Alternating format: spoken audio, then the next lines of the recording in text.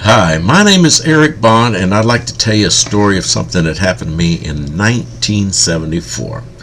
We're hitting the old Wayback Machine on this, and I want you to know this story for a couple of reasons. Number one, it's completely unique.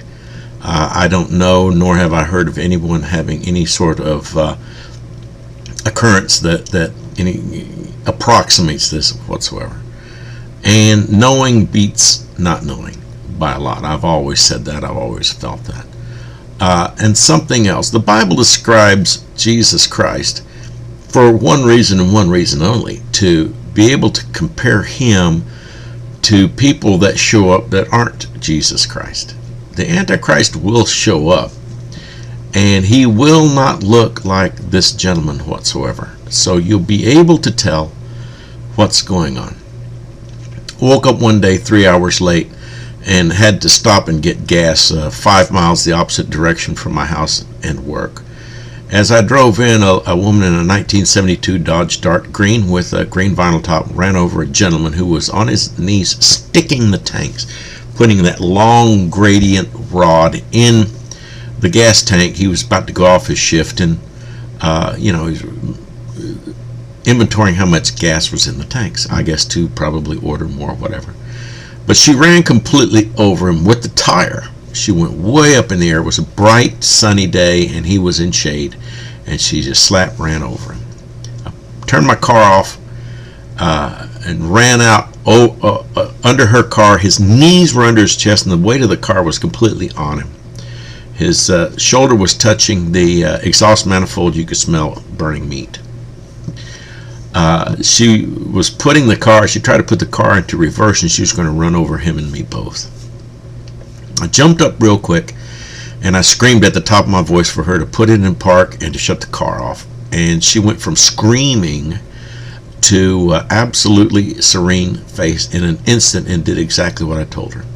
At that moment, someone cleared their throat at the front of the car, and I looked at the front of the car. And there were two gentlemen standing there. Now, let's describe how they were dressed. One of them was dressed in green. The other one was in yellow. Let me describe it. Golf shirt, yellow sweater, yellow pants, and shoes I won't describe right now because I'm going to withhold that information in case anyone comes up with this. I will be able to tell you who Jesus Christ is by his shoes, and I'll just let it go at that.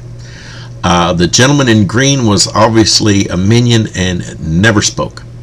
I ran around to the front of the car and tried to pick it up. I said, "Come on, guys, let's pick this car up." And they stood right there and didn't move a muscle, didn't blink.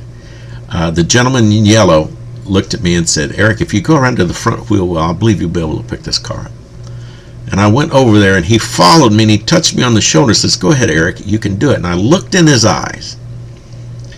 At that moment, his eyes told me exactly who he was. He has blue eyes, blue eyes. Let me describe him. He's about 6 foot. I don't think he's 6'1". He's about 6 foot. He's the kindest person you've ever met in your life. He has snow white hair and a full beard, but is neatly trimmed. His beard is no longer than maybe an inch at the very most long. It is a full beard, but it's neat and trim. He has wavy hair. It's not curly, but it's wavy. It's medium long. It's not long. It's not short, but it's somewhere in the medium. And it is curly. He is a handsome fellow. There's no more scarring. His brow's not scarred. His face is not scarred. If you look across the room at him, you'd say he's about 65 years old. If you look at him up close, you go, wait a minute, he's about 35 years old. His apparent age, let's put it that way. He weighs perhaps 140 to 150 pounds. He is thin. His hands are not scarred up because I saw his hands. He's perfectly refreshed. He's in his spirit body, which is perfect. He now looks to the way he looked before he created you, me, and the universe. He looks perfectly handsome, very nice looking fellow. I will describe him a little further if you wish. If you were to take Kenny Loggins the bearded Kenny Loggins, the young one, and Douglas Fairbanks Jr., and you put them together, you would have the approximate of what Jesus looks like.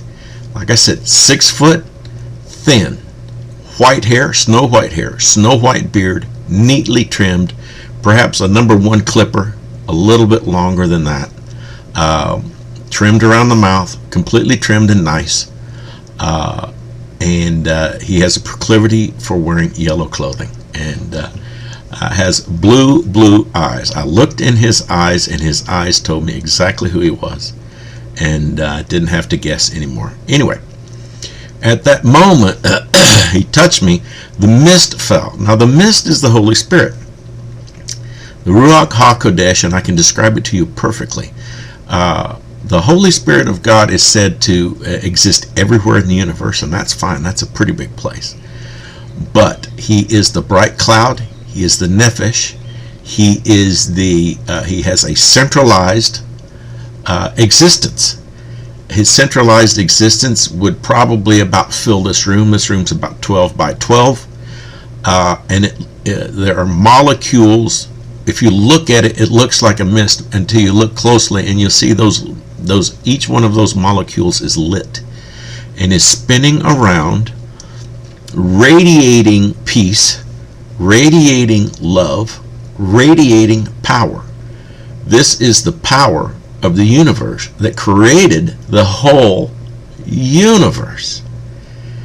Would fit in this room, and it is an existence that you can't quite describe. There I am. I picked this car up, and I'm standing in this mist. I'm breathing in and out, I guess, the Holy Spirit. To say it's the most beautiful thing ever is an understatement. It can't be described other than it looks like a silvery golden mist. It's bright colored. It has its own movement inside.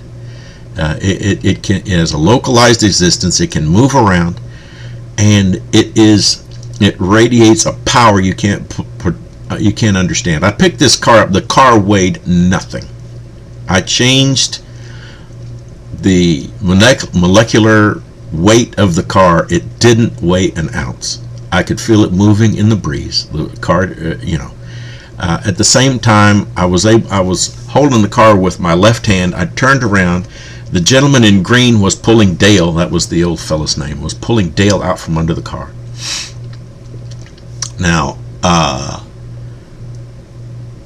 at that point, Jesus said, "You can go ahead and put the car down now." I said, "I can't. It doesn't weigh anything. It'll blow away with this woman in it." He goes, No.